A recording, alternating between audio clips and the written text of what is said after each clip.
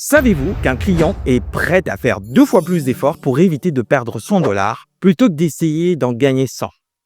En psychologie, on appelle ça l'aversion à la perte. Abonne-toi pour plus de conseils et enregistre la vidéo en favori. Elle t'apprend comment braquer le cerveau de ton prospect. Attention, c'est pas de la manipulation. Imagine, je te donne 50 000 là tout de suite. Je vais sourire. Mais si je te les donne et que je te les arrache des mains 2 minutes après, la douleur de la perte sera bien plus forte que la joie de recevoir l'argent.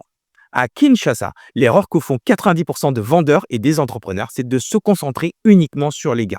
Mon produit est bon, c'est moins cher, vous allez gagner du temps, blablabla. C'est très bien tout ça et ça fonctionne. Mais parfois, il y a un problème. Le cerveau de ton prospect, il est programmé pour ignorer les promesses de gains et paniquer face à la perte. Parfois, pour boucler tes ventes, tu dois simplement inverser ton argumentaire.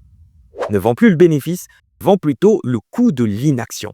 Au lieu de dire, par exemple, « ma solution va améliorer ton cas », dis plutôt « chaque jour sans cet outil, vous perdez 15% de votre stock à cause du désordre et ça vous coûte X montant par mois. » Aïe, je te jure, le client, il prend tout de suite.